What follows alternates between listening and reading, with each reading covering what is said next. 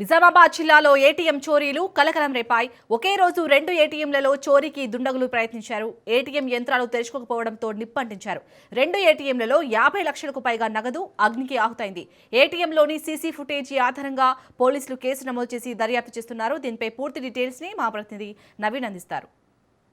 నిజామాబాద్ జిల్లాలో ఏటీఎం చోరీలు తెగబడుతున్నారు. ముఖ్యంగా నిజామాబాద్ జిల్లా పట్టణంలో 2 ఏటీఎంలు నిన్న రాత్రి దొంగలు తీవ్రపడి నిప్పు పెట్టిన పరిస్థితి కనిపిస్తుంది. ముఖ్యంగా ఇటు 4వ టౌన్ పోలీసుల పరిధితో పాటు 5వ టౌన్ పోలీసుల పరిధిలోని రెండు ఏటీఎంలలో కూడా నిన్న రాత్రి దొంగలు ఇటు ఏటీఎంలో చొరబడ్డారు. నగదును దొంగలించే ప్రయత్నం చేశారు. అయితే ప్రధానంగా ఇక్కడ నగదు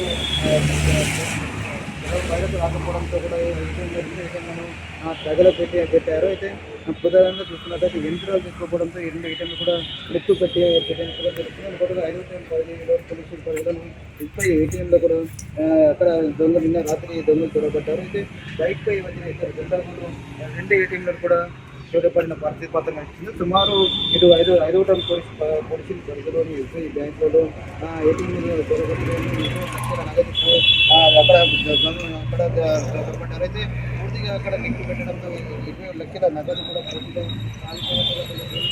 దాంతో పాటు 4వ టౌన్ పోలీసుల పరిధిలోని డీసీబీ బ్యాంకులో కూడా ఏటీఎంలో చొరబడ్డారు. అక్కడ కూడా నగదు చొరబడంతో మొత్తం 50 లక్షల నగదుని కూడా అక్కడ పూర్తిగా అక్కడ కూడా ధ్వంసమైన తెలుస్తుంది. 2 ఏటీఎంలో పూర్తిగా ఇటు మొదటి ఏటీఎంలో 20 లక్షలు, అలాగే 2వ ఏటీఎంలో 50 లక్షలు పూర్తిగా ధ్వంసమైంది.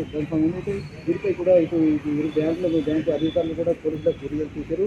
ఇటు దీనికి సంబంధించి కూడా ఇటు 5వ టౌన్ పోలీసులతో పాటు 4వ టౌన్ పోలీసులు కూడా చేసినటువంటి ప్రధానంగా 2 ఏటీఎంలలో దొంగలు ఎక్కడికి వచ్చారు ఏంటి అనే విషయం కూడా పోలీసులు దర్యాప్తు చేపడుతున్నారు. మొత్తం సీసీటీవీ ఫుటేజ్ల ద్వారా కూడా పోలీసులు ఇటు సాక్ష్య ఫుటేజ్ల ద్వారా కూడా పోలీసులు దర్యాప్తు చేపట్టిన పరిస్థితి కనిపిస్తుంది. ఇప్పుడైతే ప్రజెంట్ అయితే 2 పోలీసులు కూడా కేసు నమోదైంది. దుండగులు ఎవరు ఇక లోకల్ నాన్ లోకల్ ఎక్కడికి వచ్చారు, పూర్తిగా ఇంకేమైనా డబ్బులు ఏమైనా దొంగతనం విషయం, ఇంకా మిగతా ఏటీఎం ఏమన్నా అలాంటి సంఘటన జరిగాయన్న విషయం కూడా పోలీసులు పూర్తిగా దర్యాప్తు చేపట్టిన పరిస్థితి పత్రం ఉందని చెప్పవచ్చు. కెమెరామెన్ శ్రీరాజ్, నవీన్ రాజు.